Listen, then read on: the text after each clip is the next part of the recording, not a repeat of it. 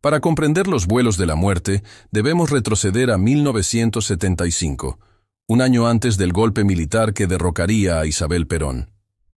Argentina vivía una crisis política profunda. Inflación del 335% anual, grupos guerrilleros activos como Montoneros y el ERP, y una violencia política que dejaba 50 muertos por mes. Dentro de las Fuerzas Armadas, un grupo de oficiales liderados por el almirante Emilio Massera, el general Jorge Rafael Videla y el brigadier Orlando Agosti, planeaba no solo un golpe de Estado, sino algo más ambicioso: la reorganización total de la sociedad argentina bajo la doctrina de seguridad nacional. Esta doctrina, enseñada en la Escuela de las Américas en Panamá y exportada por Estados Unidos durante la Guerra Fría, definía a los disidentes políticos como enemigos internos, que debían ser eliminados. Pero los militares argentinos agregaron un componente propio: la desaparición forzada como política de Estado. Testimonio de Adolfo Stilingo, ex capitán de corbeta, 1995. Nos dijeron que era la manera más cristiana de morir, una muerte piadosa. Les dábamos pentotal para sedarlos, los desnudábamos y los subíamos al avión. Cuando llegábamos a alta mar, abríamos las compuertas y los empujábamos. Caían dormidos. La inspiración para los vuelos vino de múltiples fuentes. Durante la Guerra de Argelia, 1954-1962, los franceses habían empleado torturas sistemáticas y ejecuciones sumarias contra el FLN. Oficiales franceses como el general Paul Ausareses viajaron a Argentina en 1957 y 1975 para instruir a militares argentinos en técnicas de contrainsurgencia. Pero fue en la propia Argentina donde la metodología se perfeccionó. En 1956, durante el gobierno militar del general Pedro Eugenio Aramburu, un grupo de oficiales peronistas intentó un levantamiento. 27 fueron fusilados sumariamente. Sus cuerpos nunca aparecieron. El precedente estaba establecido. Lo que distinguió a la dictadura de 1976-1983 fue la industrialización del terror. No se trataba de ejecuciones aisladas, sino de un sistema coordinado entre las tres Fuerzas Armadas, con centros clandestinos de detención, circuitos de tortura y, finalmente, la eliminación física sin rastro. El Plan Cóndor, una alianza de dictaduras sudamericanas coordinada por la CIA, compartía información de inteligencia entre Argentina, Chile, Uruguay, Paraguay, Bolivia y Brasil. Los vuelos de la muerte eran conocidos por todas estas dictaduras. Chile arrojó cuerpos al Océano Pacífico. Uruguay usó el Río de la Plata. Argentina perfeccionó el método. En marzo de 1976, cuando los militares tomaron el poder, ya tenían listas con 15.000 nombres de personas marcadas para desaparecer. Estudiantes, sindicalistas, periodistas, abogados, psicólogos, profesores. El criterio era amplio. Cualquier persona considerada subversiva podía ser secuestrada. Lo que nadie imaginaba era que la metodología de exterminio no se limitaría a fusilamientos o cárceles clandestinas. El cielo, ese espacio infinito e invisible, se convertiría en la tumba perfecta. Si los vuelos de la muerte tuvieron un epicentro, ese fue la ESMA, la Escuela de Mecánica de la Armada, ubicada en pleno corazón de Buenos Aires, a 15 minutos del centro de la ciudad. Entre 1976 y 1983, más de 5.000 personas fueron secuestradas y llevadas a este complejo de 17 hectáreas. Solo 200 sobrevivieron. La ESMA funcionaba como un centro clandestino de detención, tortura y exterminio bajo el mando del almirante Emilio Massera, quien soñaba con convertirse en presidente de Argentina. Massera, un hombre culto, amante de la ópera, que citaba a Borges en sus discursos, supervisaba personalmente las sesiones de interrogatorio en el sótano del casino de oficiales. Testimonio. Miriam Lewin, sobreviviente de la ESMA. El primer piso era el infierno. Capucha todo el tiempo. Te esposaban a las camas metálicas. La picana eléctrica, los golpes, las violaciones. Pero lo peor era el sonido, los gritos de otros prisioneros, las risas de los torturadores y el ruido constante de los aviones despegando desde Aeroparque, a solo 3 kilómetros. La ESMA tenía una estructura jerárquica precisa. En la cúspide estaba Masera. Bajo él, el capitán Jorge Tigre Acosta coordinaba el grupo de tareas 3.3. 2. Responsable de los secuestros y los vuelos. Los oficiales menores, como Alfredo Astiz, apodado el Ángel Rubio por su apariencia juvenil, se infiltraban en organizaciones de derechos humanos para identificar objetivos. El edificio tenía 3 zonas. Capucha, el sótano donde los detenidos eran torturados encapuchados, esposados a catres metálicos. Capuchita, una segunda área de tortura reservada para interrogatorios prolongados. El silencio, el tercer piso, donde los prisioneros eran recuperados, obligados a trabajar para la inteligencia militar bajo amenaza de muerte. Pero la cuarta zona no estaba en el edificio, estaba en el aire. Cada miércoles por la noche, un grupo de prisioneros era seleccionado. Les decían que serían trasladados a una cárcel en el sur. Los obligaban a firmar papeles falsos, les aplicaban inyecciones de pentotal sódico, un sedante poderoso, y los subían a camiones militares con destino a Aeroparque o a la base aeronaval de Ezeiza. Testimonio. Adolfo Scilingo. Confesión televisiva, 1995. Nos reuníamos en la ESMA. El capellán nos daba la bendición. Nos decía que era un acto cristiano, que los estábamos salvando del comunismo. Luego cargábamos los cuerpos sedados en camiones. Algunos todavía se movían. Scilingo, un oficial de la Armada que participó en 2 vuelos en 1977, reveló en 1995 detalles escalofriantes. Según su testimonio, cada vuelo llevaba entre 13 y 17 prisioneros. Los oficiales recibían guantes de goma para empujarlos al vacío. Algunos rezaban antes, otros lloraban.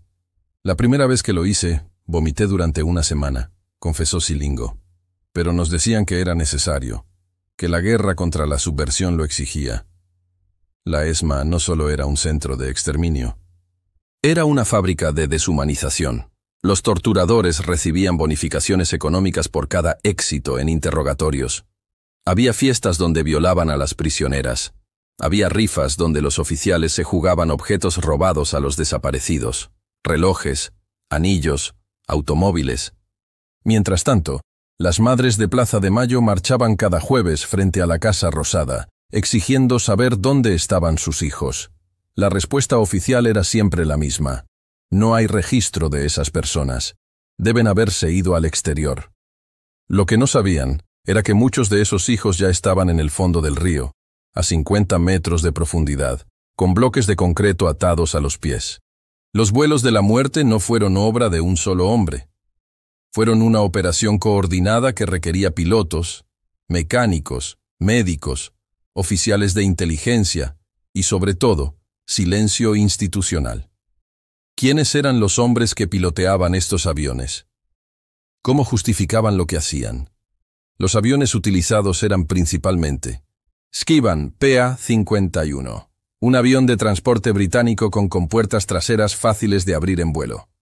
Fokker F-28, usado por la Fuerza Aérea para vuelos más largos hacia el Atlántico. Helicópteros Bell UH-1H, empleados para arrojar cuerpos en zonas cercanas al Río de la Plata.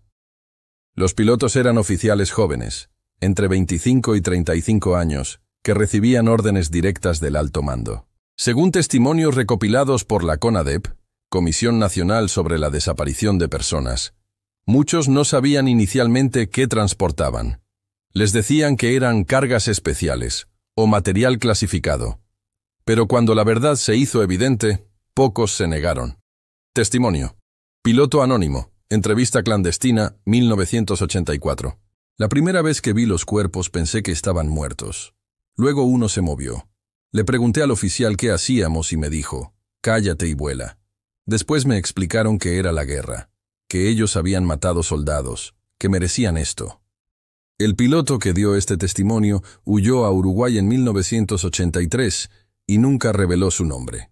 Según sus palabras, cada piloto que participaba en los vuelos recibía 10.000 pesos argentinos, equivalente a 2 meses de sueldo, y una semana de licencia. Un incentivo para el silencio. Las rutas eran meticulosamente planeadas. Vuelos cortos, 20-30 minutos. Desde Aeroparque hacia el Río de la Plata. a 30 kilómetros de la costa, donde la profundidad alcanza 50 a 80 metros. Vuelos largos, 2-3 horas. Desde la base aeronaval Comandante Espora, en Bahía Blanca, hacia el Océano Atlántico, a 300 kilómetros de la costa, en aguas internacionales donde la profundidad supera los 1000 metros. Los vuelos siempre se realizaban de noche, entre las 23:00 y las 02:00 horas, para evitar ser detectados por radares civiles o testigos en tierra. Pero hubo errores. Entre diciembre de 1976 y marzo de 1978, al menos 40 cuerpos con señales de tortura aparecieron en las playas de Montevideo, Colonia y Punta del Este en Uruguay. Algunos tenían bloques de concreto todavía atados a los pies. Otros mostraban fracturas múltiples consistentes con caídas desde gran altura. Las autoridades uruguayas, bajo la dictadura de Juan María Bordaberry, colaboraron con Argentina para ocultar la evidencia. Los cuerpos fueron enterrados como NN, sin identificación, en fosas comunes. Las familias nunca fueron notificadas. Uno de los casos más documentados es el de Floreal Avellaneda, un estudiante de 15 años secuestrado en 1976. Su cuerpo apareció en una playa uruguaya con signos de tortura extrema. Su madre, Iris Avellaneda, luchó durante 40 años para identificarlo. Recién en 2015, mediante análisis de ADN, se confirmó su identidad. Los pilotos del horror no actuaban solos. Detrás de cada vuelo había una cadena de complicidad que incluía médicos que se daban a las víctimas, capellanes que bendecían las operaciones y comandantes que firmaban las órdenes. Pero la pregunta que sigue sin respuesta completa es, ¿cuántos vuelos hubo en total? Cuando la dictadura cayó en 1983, tras la derrota en la Guerra de las Malvinas, Argentina enfrentó un dilema moral sin precedentes. ¿Cómo juzgar a miles de militares involucrados en crímenes de lesa humanidad? El presidente Raúl Alfonsín creó la CONADEP, presidida por el escritor Ernesto Sábato, para investigar las desapariciones. El informe final, titulado Nunca más, documentó 8.961 casos verificados de desaparición forzada. Sobre los vuelos de la muerte, el informe fue contundente. Se ha establecido la existencia de una metodología sistemática de eliminación de prisioneros mediante arrojamiento desde aeronaves en vuelo sobre el Río de la Plata y el Océano Atlántico. Esta práctica constituye uno de los crímenes más aberrantes del terrorismo de Estado. Sin embargo, probar los vuelos era casi imposible. No había cuerpos, no había registros de vuelo oficiales. Los pilotos y oficiales negaban todo. En 1985, el juicio a las juntas condenó a Jorge Rafael Videla y Emilio Macera a prisión perpetua por múltiples crímenes. Pero ninguno de los cargos mencionaba específicamente los vuelos de la muerte. La evidencia era circunstancial. Luego vino el pacto de silencio. En 1986, bajo presión de sectores militares, Alfonsín promulgó la ley de punto final, que limitaba el tiempo para iniciar juicios. En 1987, la ley de obediencia debida eximió de responsabilidad a oficiales de rango medio que solo cumplían órdenes. En 1990, el presidente Carlos Menem indultó a Videla, Macera y otros líderes militares. Testimonio. Estela de Carlotto, presidenta de Abuelas de Plaza de Mayo. Nos dijeron que debíamos pasar la página, que Argentina necesitaba reconciliación. Pero, ¿cómo te reconcilias con asesinos que nunca dijeron dónde están los cuerpos de tus hijos? El pacto de silencio duró 15 años. Durante ese tiempo, muchos perpetradores vivieron vidas normales.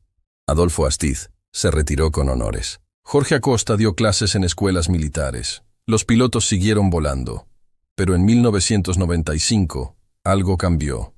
Adolfo Stilingo, atormentado por la culpa y el alcoholismo, decidió confesar públicamente su participación en 2 vuelos de la muerte. En una entrevista con el periodista Horacio Verbitsky, Stilingo describió en detalle cómo se daban a los prisioneros, cómo los desnudaban y cómo los empujaban al vacío. Pensé que confesando me iba a sentir mejor, dijo Stilingo. Pero solo empeoró. Ahora todo el mundo sabe lo que hice. La confesión de Stilingo abrió una grieta en el muro de silencio. Otros oficiales comenzaron a hablar, algunos buscando redención, otros negociando beneficios legales. En 2003, el Congreso argentino derogó las leyes de impunidad, abriendo paso a nuevos juicios. En 2005, la Corte Suprema Argentina declaró inconstitucionales las leyes de punto final y obediencia debida, calificándolas de incompatibles con la Convención Americana de Derechos Humanos. Los juicios se reanudaron. Para 2025, más de 1.200 militares han sido condenados por crímenes de lesa humanidad. Pero de los pilotos que participaron en los vuelos de la muerte, solo 4 han sido identificados y juzgados. Los demás permanecen en el anonimato o han muerto sin enfrentar justicia. El pacto de silencio no solo protegió a los perpetradores, también enterró la verdad en el fondo del río, donde miles de cuerpos siguen sin ser encontrados. Mientras los militares guardaban silencio y el Estado miraba hacia otro lado, un grupo de mujeres se negó a olvidar. Cada jueves, desde el 30 de abril de 1977, las madres de Plaza de Mayo marchaban frente a la Casa Rosada exigiendo una respuesta. ¿Dónde están nuestros hijos? Al principio eran solo 14 mujeres. La policía las dispersaba con violencia. Les decían, las locas de la plaza. Pero ellas no se detuvieron. Testimonio. Eve de Bonafini, presidenta de Madres de Plaza de Mayo, 1979-2023. Nos decían que nuestros hijos eran terroristas, que se habían ido a otro país. Pero nosotras sabíamos la verdad. Los habían secuestrado. Y alguien tenía que responder. Eve de Bonafini perdió a 2 hijos y una nuera, todos desaparecidos en 1977. Durante 46 años, hasta su muerte en 2022, lideró las marchas semanales que se convirtieron en un símbolo global de resistencia contra la impunidad. Las madres no solo marchaban, investigaban, recopilaban testimonios, identificaban a los torturadores. Cuando aparecían cuerpos en playas uruguayas, cruzaban el río clandestinamente para intentar identificarlos. Cuando los militares negaban todo, ellas mostraban fotos de sus hijos en cada manifestación. Paralelamente, las abuelas de Plaza de Mayo, fundadas en 1977 por Estela de Carlotto, buscaban a los hijos de los desaparecidos. Bebés nacidos en cautiverio que fueron robados y dados en adopción ilegal a familias militares o aliadas al régimen. Se estima que 500 bebés fueron robados durante la dictadura. Hasta 2025, las abuelas han recuperado la identidad de 133 nietos mediante análisis genéticos.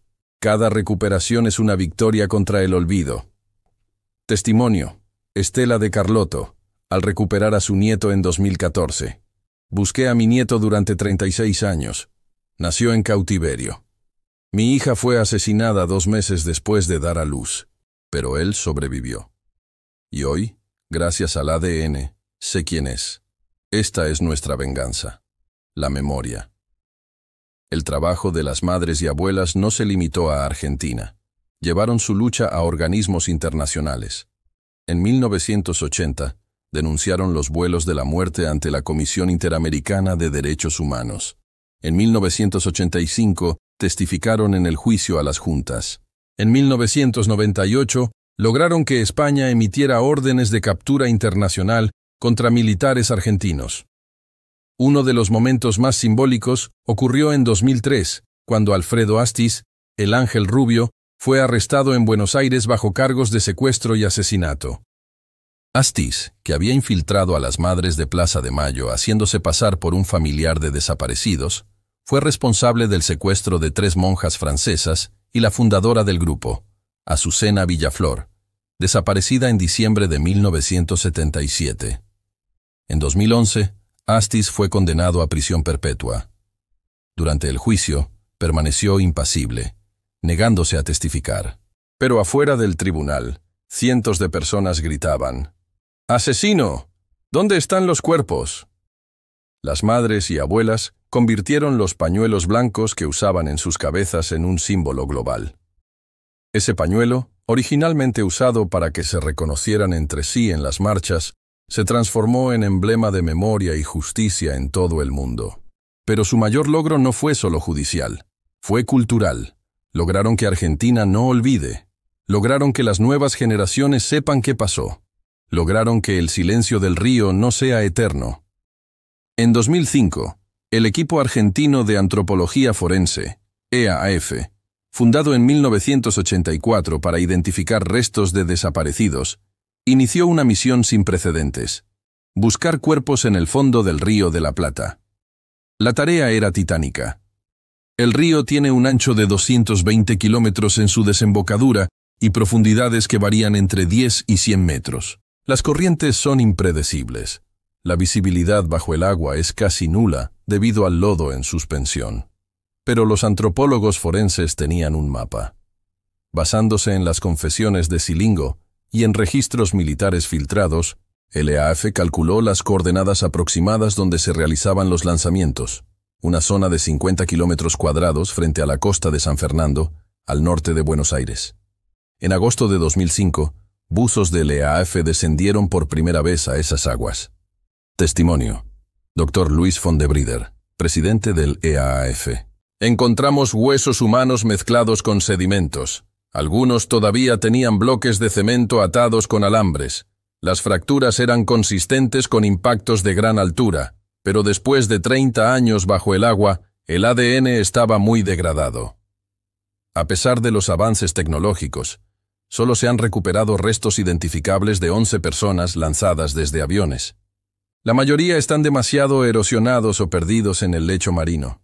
Cada hueso recuperado es analizado mediante técnicas forenses de última generación.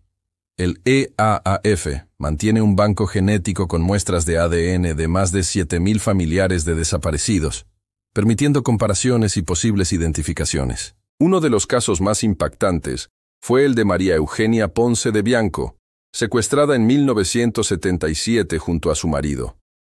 En 2009, buzos encontraron restos humanos con un bloque de cemento en la zona de San Fernando. El análisis de ADN confirmó que pertenecían a María Eugenia. Tenía 22 años cuando fue arrojada al río. Testimonio: familiar de María Eugenia Ponce de Bianco. Durante 32 años no supimos qué pasó con ella. Imaginábamos lo peor, pero no teníamos certeza. Cuando nos llamaron del EAF para decirnos que la habían encontrado, fue devastador y liberador al mismo tiempo. Al menos ahora podemos enterrarla. Pero los cuerpos que hablan no solo están en el río. Algunos reaparecen en lugares inesperados. En 1984, durante trabajos de excavación en el cementerio de San Vicente, trabajadores encontraron una fosa común con 29 cuerpos no identificados. Las autopsias revelaron signos de tortura, disparos a quemarropa y fracturas múltiples. Pero no había registros de quiénes eran. El EAF trabajó durante 15 años para identificarlos. Mediante análisis de fracturas, restos de ropa y comparación genética, lograron identificar a 22. Entre ellos estaba Roberto Santucho, líder del Ejército Revolucionario del Pueblo, ERP, asesinado en 1976. Los análisis forenses revelaron detalles escalofriantes. Varios cuerpos tenían fracturas en las piernas y pelvis consistentes, con caídas desde 3.000 metros de altura. Algunos mostraban signos de haber estado vivos al momento del impacto, hemorragias internas, pulmones colapsados. Otros tenían heridas de bala en la nuca, lo que sugiere que fueron ejecutados antes de ser arrojados. En 2007, Argentina inauguró el Parque de la Memoria en Buenos Aires, frente al Río de la Plata. Allí, 30.000 placas con nombres de desaparecidos miran hacia el agua donde muchos de ellos descansan. Los cuerpos que hablan no solo son evidencia forense, son testimonios silenciosos de un horror que el Estado quiso ocultar bajo las olas. A 42 años del fin de la dictadura, los juicios por crímenes de lesa humanidad continúan en Argentina. Son los más prolongados de América Latina y uno de los procesos de justicia transicional más extensos del mundo. Desde 2006, cuando se reanudaron los juicios tras la anulación de las leyes de impunidad, más de 1.200 militares, policías y civiles han sido condenados. Pero los casos relacionados con los vuelos de la muerte enfrentan un obstáculo único: la falta de cuerpos. Testimonio: Dr. Daniel Rafecas, juez federal. En derecho penal, Probar un homicidio sin cadáver es extremadamente complejo. Necesitamos evidencia circunstancial sólida, testimonios, documentos, registros de vuelo. Pero los militares destruyeron casi todo. Por eso cada condena es una batalla. El primer juicio, específicamente por vuelos de la muerte, comenzó en 2012, conocido como ESMA 13. En el banquillo, 68 acusados, incluyendo al capitán Jorge Tigre Acosta, Alfredo Astiz y 12 pilotos navales. El juicio duró 5 años. Se presentaron 789 testimonios, incluyendo el de Adolfo Silingo desde España, donde cumplía condena por crímenes contra la humanidad.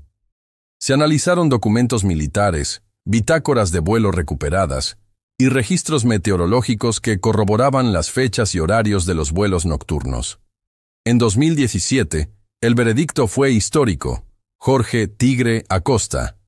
Prisión perpetua por 18 casos de desaparición forzada mediante vuelos de la muerte. Alfredo Astiz. Prisión perpetua, sumada a condenas anteriores. 54 oficiales y suboficiales. Condenas entre 15 años y prisión perpetua. 6 pilotos. Condenas entre 10 y 25 años. Pero 8 acusados fueron absueltos por falta de evidencia. Y 12 murieron durante el proceso, sin enfrentar justicia. Le pregunté a Acosta dónde estaba mi hermano. Me miró y sonrió. Dijo, en el mar con los peces. Así, sin remordimiento, como si fuera una broma. La sonrisa de Acosta se convirtió en símbolo de la impunidad psicológica de los perpetradores. Aunque condenados, muchos siguen sin expresar arrepentimiento. Balance judicial al 2025. 1.247 militares condenados por crímenes de lesa humanidad, 89 condenas específicas relacionadas con vuelos de la muerte. 412 casos en proceso de investigación. 156 acusados murieron antes de ser juzgados. 2.847 casos permanecen sin resolver por falta de evidencia. El mayor desafío es el tiempo. Los perpetradores tienen entre 75 y 95 años. Muchos sufren demencia senil. Algunos mueren en prisión. Otros cumplen arresto domiciliario por razones de salud.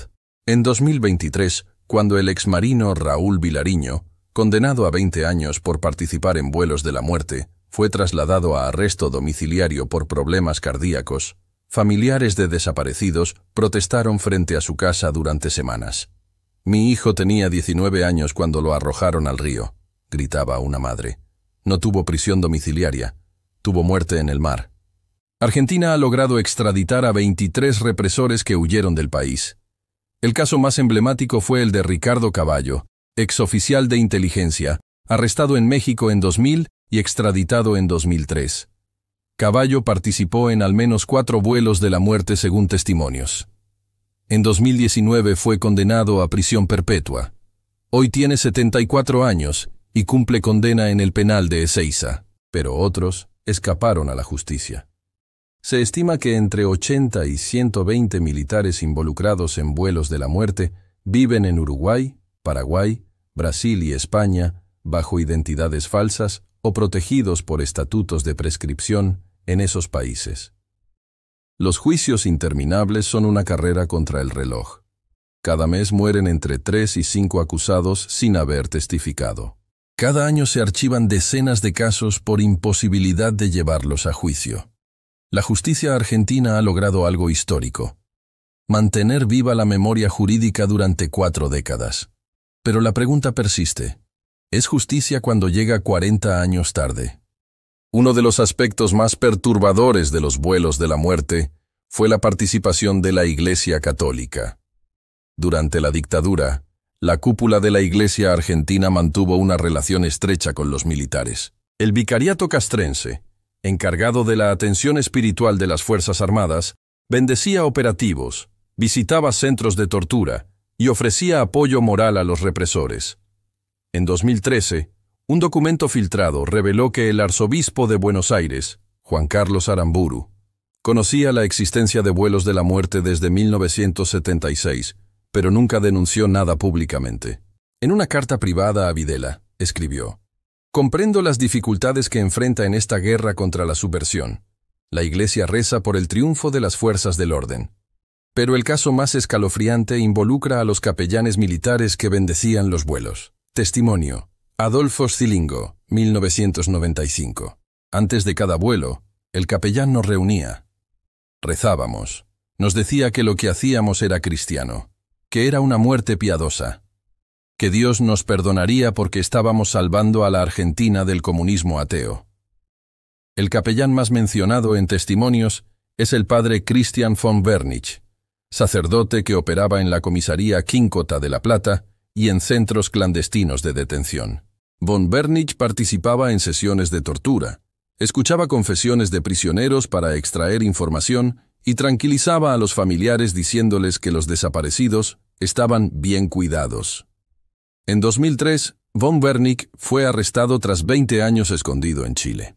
En 2007 fue juzgado y condenado a prisión perpetua por complicidad en 7 homicidios, 42 secuestros y 31 casos de tortura. Durante el juicio, un sobreviviente lo reconoció. Él me dijo que confesara mis pecados. Le conté sobre mi militancia estudiantil pensando que era un sacerdote, que guardaría secreto. Al día siguiente me torturaron con todo lo que le había dicho. Von Wernich nunca mostró arrepentimiento. En 2010, desde prisión, dio una entrevista donde declaró: «Hice lo que tenía que hacer.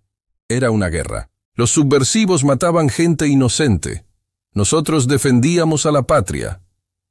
El papel del Vaticano también fue cuestionado. El Papa Francisco, entonces cardenal Jorge Bergoglio en Buenos Aires, fue acusado de no hacer suficiente para proteger a sacerdotes jesuitas perseguidos por la dictadura. En 2013, tras convertirse en papa, Bergoglio abrió los archivos del Vaticano sobre Argentina y pidió perdón públicamente. La Iglesia argentina debe pedir perdón por su silencio cómplice, declaró en 2016. Muchos sabíamos lo que pasaba y no hicimos suficiente. Pero no toda la Iglesia fue cómplice. Al menos 21 sacerdotes, monjas y obispos fueron desaparecidos por proteger a perseguidos o denunciar torturas. Monjas francesas, Léonie Duquet y Alice Domon, secuestradas en 1977, arrojadas al mar desde un vuelo de la muerte. Padre Carlos Mujica, asesinado en 1974 por su trabajo con Villas Miseria. Testimonio. Hermana Marta Pelloni, sobreviviente. Nos amenazaron muchas veces. Nos decían que éramos curas tercermundistas, que éramos peores que los guerrilleros. Pero seguimos ayudando a la gente. Algunos pagaron con su vida. La confesión del capellán von Wernich no solo reveló la complicidad religiosa, reveló cómo el terrorismo de Estado se envolvió en lenguaje moral y religioso para justificar lo injustificable. En sus propias palabras, les decíamos que era una muerte cristiana, que morían dormidos, sin dolor. Era mejor que fusilarlos. Las campanas que deberían haber denunciado el horror permanecieron en silencio. Y ese silencio, para muchos, fue el crimen más imperdonable. Entre las víctimas de los vuelos de la muerte, hubo un grupo especialmente vulnerable: mujeres embarazadas. Se estima que al menos 500 mujeres fueron secuestradas estando embarazadas. De ellas, aproximadamente 30 fueron arrojadas al río junto con sus bebés recién nacidos. El resto tuvo un destino igualmente atroz: dar a luz en cautiverio, ser asesinadas semanas después, y ver cómo sus hijos eran robados y entregados a familias militares o aliadas al régimen. Testimonio. Testimonio anónimo de sobreviviente. Archivo CONADEP. En la ESMA había un sector que llamaban la maternidad. Era un cuarto con colchones en el piso. Ahí llevaban a las embarazadas cuando llegaba el momento del parto. No había médicos, solo un enfermero militar. Los bebés nacían entre gritos y sangre. Luego se los llevaban. El caso más documentado es el de Silvia Quintela, secuestrada en 1977 cuando tenía 7 meses de embarazo. Dio a luz en la ESMA a una niña.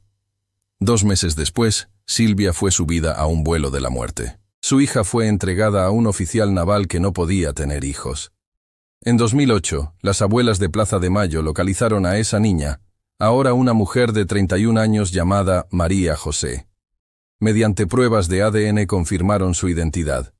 María José vivía como hija de una familia militar, sin saber que su madre biológica había sido asesinada. El Banco Nacional de Datos Genéticos, creado en 1987, mantiene muestras de ADN de más de 7.000 familiares de desaparecidos. Hasta 2025, han identificado a 133 de los aproximadamente 500 niños robados. Cada identificación es un drama familiar. Muchos de estos niños, ahora adultos, fueron criados por familias que les mintieron sobre su origen. Algunos se niegan a creer la verdad. Otros rompen todos los lazos con sus padres adoptivos. Testimonio. Nieto recuperado. Identidad protegida. Tenía 35 años cuando me enteré. Me dijeron, tu verdadero nombre es Martín. Tus padres biológicos fueron asesinados. Las personas que crees que son tus padres son cómplices de ese crimen. ¿Cómo procesas eso? Pero hubo casos aún más crueles. Al menos 30 mujeres embarazadas fueron arrojadas al mar sin dar a luz. Los vuelos no esperaban. Si el calendario de traslados coincidía con el embarazo avanzado, las mujeres eran drogadas y lanzadas junto con sus bebés no nacidos. Un cuaderno encontrado en 2003, durante allanamientos judiciales, revelaba un registro de partos. 15 de marzo de 1977, parto de D.S. Varón. Entregado a Capitán R., 22 de abril de 1977, parto de M.L. niña, complicaciones, fallecida. 8 de mayo de 1977, M.A., parto prematuro, varón, no viable. Estos registros, escritos con letra médica, pero sin nombres completos ni documentación oficial, son la única prueba de la existencia de esos bebés. Las abuelas de Plaza de Mayo bordan pañuelos blancos, con los nombres de los nietos que aún buscan. Cada pañuelo representa un niño robado que todavía no conoce su verdadera identidad. Estela de Carlotto, quien buscó a su nieto durante 36 años y lo encontró en 2014, lo resumió así. Los militares no solo nos quitaron a nuestros hijos. Intentaron robarnos a nuestros nietos, borrar nuestra historia, eliminar nuestra memoria. Pero fracasaron. Cada nieto recuperado es una derrota para el olvido. Niños robados durante la dictadura. Estimación total. 500 casos identificados hasta 2025. 133 casos en investigación. 367 familias adoptivas procesadas. 48 condenas por apropiación de menores. 31. Los niños del terror crecieron sin saber quiénes eran. Algunos siguen sin saberlo. Y cada día que pasa, las posibilidades de encontrarlos disminuyen. Es una carrera contra el tiempo y contra el olvido. 48 años después del primer vuelo de la muerte, Argentina sigue enfrentando las consecuencias de ese horror. No solo en términos judiciales, sino sociales, psicológicos y políticos. Los vuelos de la muerte no fueron un evento aislado. Fueron parte de un sistema de terrorismo de Estado que destruyó el tejido social de una generación entera. Se estima que 30.000 personas desaparecieron. Miles más fueron torturadas, exiliadas, o vivieron con el trauma de la persecución. Testimonio. Psicóloga especializada en trauma transgeneracional. Trabajamos con hijos y nietos de desaparecidos. El trauma no desaparece, se transmite. Niños que nunca conocieron a sus padres crecen con un vacío que no pueden llenar. Es lo que llamamos duelo suspendido. No puedes cerrar porque no hay cuerpo, no hay certeza. El impacto psicológico del terrorismo de Estado se extendió más allá de las familias directamente afectadas. La sociedad argentina desarrolló lo que psicólogos llaman cultura del miedo, una tendencia a la autocensura, a la desconfianza institucional y a la fragmentación social. Según una encuesta de 2023, 67% de los argentinos cree que los militares deberían pedir perdón públicamente. 23% considera que algo habrán hecho los desaparecidos, justificación del terrorismo. 45% de menores de 30 años no conoce en detalle qué fueron los vuelos de la muerte. 89% apoya que se sigan juzgando los crímenes de lesa humanidad. Estas cifras revelan una sociedad dividida entre memoria y olvido, entre justicia y reconciliación. El legado político de los vuelos de la muerte también es complejo. Cada gobierno argentino desde 1983 ha tenido que posicionarse sobre el pasado dictatorial. Raúl Alfonsín, 1983-1989. Creó la CONADEP, juzgó a las juntas, pero cedió ante presión militar con leyes de impunidad. Carlos Menem, 1989-1999, indultó a militares condenados, promovió reconciliación nacional.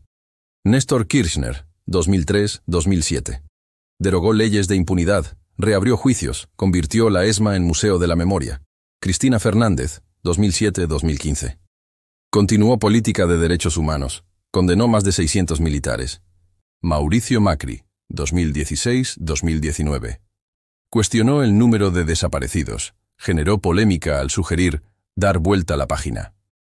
Alberto Fernández, 2019-2023. Retomó agenda de derechos humanos, aumentó presupuesto para búsqueda de desaparecidos. Argentina ha convertido más de 700 centros clandestinos de detención en sitios de memoria. La ESMA, donde comenzaron muchos vuelos de la muerte, es hoy el Museo Sitio de Memoria ESMA, visitado por más de 100.000 personas al año. Pero el debate sobre cómo recordar persiste. ¿Deben ser museos educativos, memoriales silenciosos, espacios de confrontación histórica? Testimonio. Visitante del Museo ESMA. Entré a la sala de tortura, vi las camas metálicas, las cadenas, los instrumentos, salí llorando. No podía creer que eso haya pasado hace tan poco, tan cerca. Mi padre tenía mi edad cuando esto sucedía. El modelo argentino de justicia transicional se ha convertido en referencia mundial. Países como Guatemala, Colombia, Perú y Chile han estudiado el caso argentino para diseñar sus propios procesos de memoria y justicia. La persistencia de Argentina en juzgar crímenes de lesa humanidad, incluso décadas después, es casi única en el mundo. Solo Alemania con el Holocausto mantiene una política similar de memoria perpetua. Justicia transicional en América Latina. Argentina, 1.247 condenados, juicios activos en 2025. Chile, 468 condenados, últimos juicios en 2019. Uruguay, 29 condenados, ley de amnistía parcial vigente. Brasil, 0 condenados, ley de amnistía total vigente. Paraguay, 4 condenados, procesos estancados. El legado del horror no es solo jurídico, es la pregunta que cada sociedad debe responder. ¿Cómo vivir con el pasado sin ser prisionero de él? ¿Cómo hacer justicia sin venganza? ¿Cómo recordar sin odio? Argentina sigue buscando esas respuestas. Y cada jueves, las madres de Plaza de Mayo siguen marchando, recordándole al mundo que la memoria no prescribe. El Río de la Plata guarda miles de secretos en su lecho.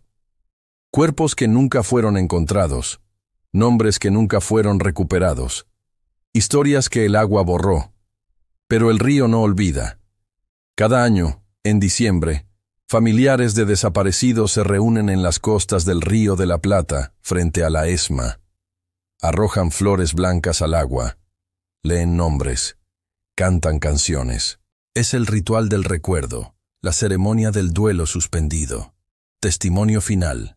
Familiar de desaparecido. Vengo cada año, tiro una rosa blanca al río. No sé si mi hermano está ahí abajo. Nunca lo sabré con certeza. Pero necesito un lugar donde despedirme. Y este río, que fue tumba, ahora es también memorial. Los vuelos de la muerte fueron uno de los crímenes más calculados del terrorismo de Estado moderno. No fue locura. No fue caos. Fue metodología. Fue burocracia del horror. Fue el Estado eliminando sistemáticamente a sus ciudadanos y borrando toda evidencia. Balance final estimado, 1976-1983, 30.000 desaparecidos, cifra de organismos de derechos humanos. 1.500 a 5.000 personas arrojadas desde aviones, estimación por testimonios. 500 centros clandestinos de detención operativos. 11 cuerpos identificados recuperados del río. 133 nietos recuperados de 500 robados. 89 condenas relacionadas con vuelos de la muerte. Las nuevas generaciones argentinas aprenden sobre los vuelos de la muerte en las escuelas. Visitan la ESMA. Escuchan testimonios de sobrevivientes, no para cultivar odio, sino para entender cómo una democracia puede colapsar en terror. La lección no es solo histórica, es presente. En 2023, cuando un candidato presidencial cuestionó el número de desaparecidos y sugirió que las Fuerzas Armadas solo cumplían órdenes, cientos de miles marcharon en Buenos Aires bajo el lema: Nunca más es nunca más. Los vuelos de la muerte terminaron en 1983, pero sus consecuencias siguen vivas, en cada familia que busca un cuerpo, en cada juicio que se abre, en cada nieto que recupera su identidad, en cada estudiante que pregunta: ¿cómo pudo pasar esto? El río sigue fluyendo, las olas siguen rompiendo en la costa, y bajo esas aguas, miles de historias esperan ser contadas. Los vuelos de la muerte no fueron el vuelo del ángel. Fueron la caída al infierno invisible del terrorismo de Estado. Esta es su historia, para que nunca se olvide, para que nunca se repita, nunca más.